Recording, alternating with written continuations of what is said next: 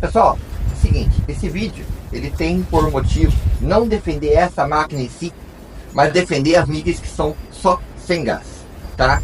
O porquê disso? Tem canais aí que dizem assim, olha, quando o valor de uma máquina ele passa de um valor X comparado a uma máquina com gás, vale a pena uma máquina com gás, tá? E por que eu contrario isso aí?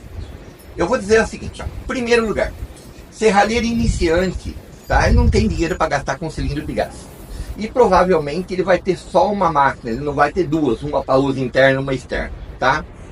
Se a máquina é com gás, ela vai ter uma tocha euro, tá?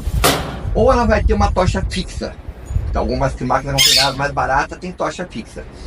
Aí eu vou questionar o seguinte: se a tocha for fixa, para transportar é um problema. Você vai ter que enrolar a tocha, é fácil você acabar quebrando aqui, dobrando e estragando, tá?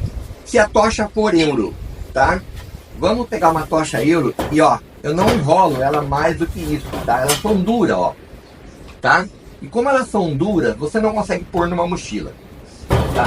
Citando o exemplo dessa aqui, essa aqui tem uma tocha que eu posso tirar, tá?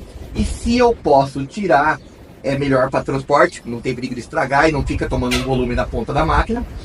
E a tocha dela, que é um padrão proprietário, não é um padrão euro, ela enrola miudinho, ó, eu consigo fechar até mais do que isso, ó. Olha o tamanho disso, tá? Isso eu consigo pôr numa mochila, isso não, tá? Então a portabilidade, ó, uma tocha removível, pequenininha, tá? Se fosse com gás, teria que ser assim, ou fixa, também não é legal, tá?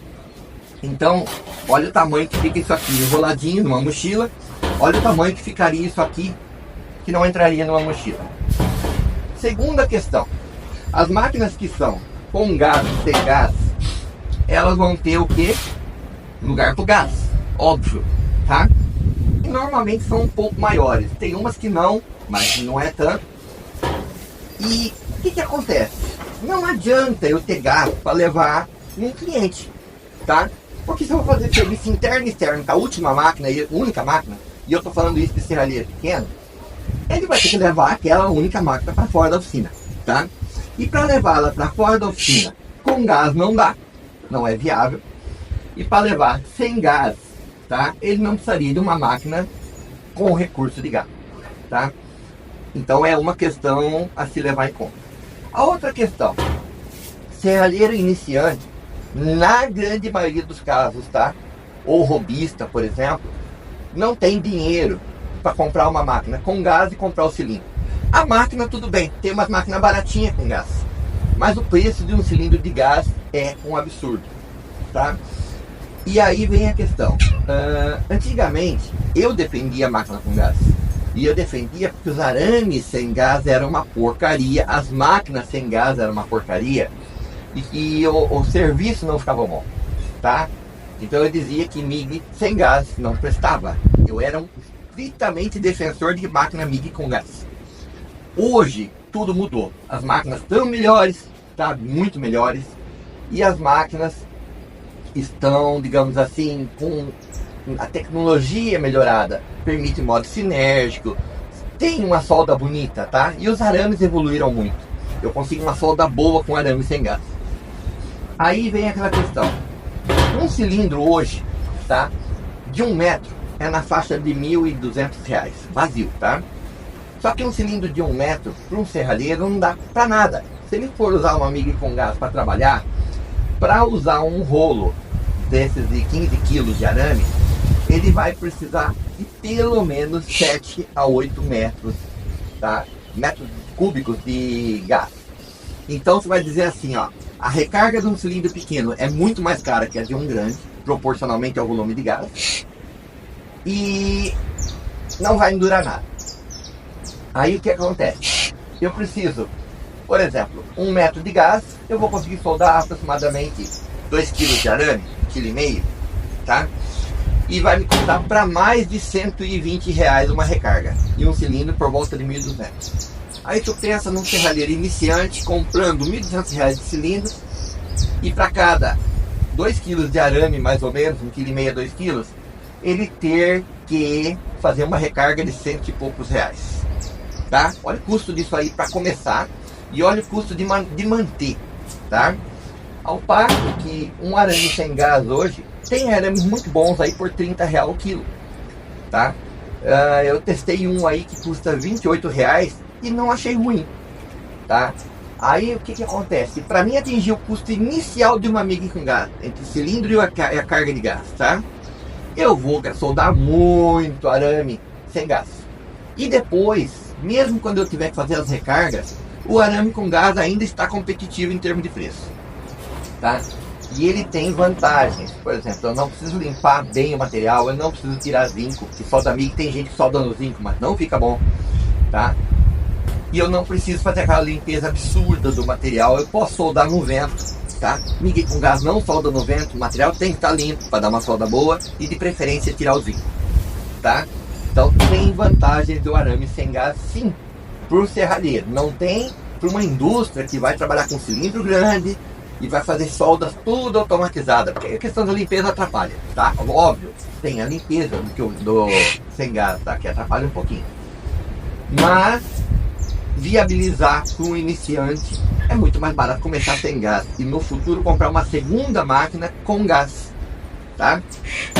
E aí vem uma outra questão, a própria máquina, tá? As pessoas que dizem isso estão comparando máquinas que garantia duvidosa, 2, 3 meses de garantia,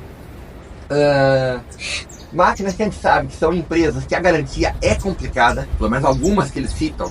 Eu por experiência própria sei que a garantia é dificílima, tá? Já passei por isso, quem acompanha o canal já viu isso, tá?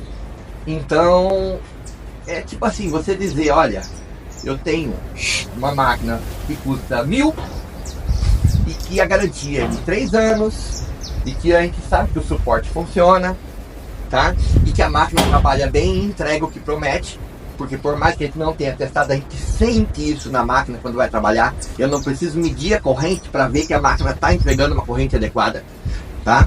Dá para ver, é só olhar e perceber o que está acontecendo na soldagem, tá? Quem conhece solda vai ver que a máquina está soldando bem, tá? Essa história de, tem que medir se ela entrega o prometido. Pô, baita lorota, cara. Isso aí você tem que levar em consideração o seguinte, a máquina cumpre o que promete em termos de arame.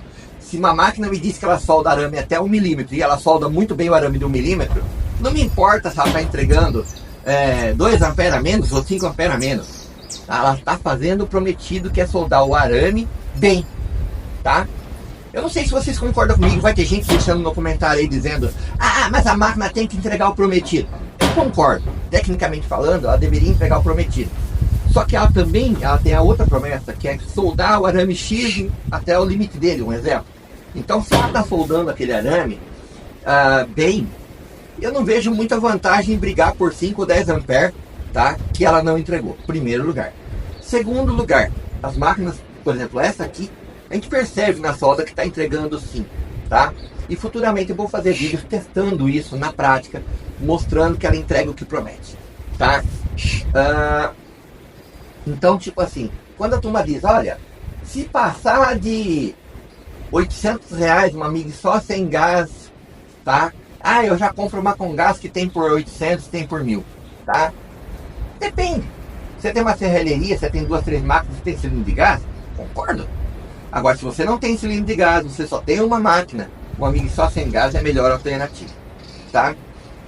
Então, tipo assim, eu ainda discordo, eu já fiz um vídeo sobre isso, continuo discordando dessa opinião do valor acima de tanto, vale a pena a outra, tá? E a questão da tocha não ser proprietária, eu também não concordo, porque essa tocha é muito mais fácil de levar do que a tocha Euro, tá? Única coisa que eu vou dizer assim, no caso desta máquina, não estou falando de outra, estou falando dessa aqui, eu gostaria que ela tivesse, era um segundo conector aqui, ó, para quando eu vou usar ela como TIG ou como eletrodo, eu não precisar tirar a tocha daqui e recolher o arame, eu pudesse espetar só no outro plug aqui, ó, 2 plugs independentes. Isso eu acho que seria uma ideia legal nessa máquina, tá? Fora isso, a máquina é perfeitinha. Pro meu uso externo, ela tá muito boa. Pra mim, eu já tenho máquina que eu posso usar fixa aqui se eu quiser, tá? Eu não preciso ter duas não, ter uma só e poder usar aqui e lá, tá? Mas eu vou dizer assim, ó, para muito serviço interno eu uso ela. por praticidade, ela é pequenininha, eu ponho onde eu quero, tá? E se eu tivesse outra máquina pequena, que fosse só sem gás, eu usaria também, não importa se é dessa aqui, se é de outra marca, tá? Porque, como eu disse, a portabilidade é diferente, o peso é menor, tá?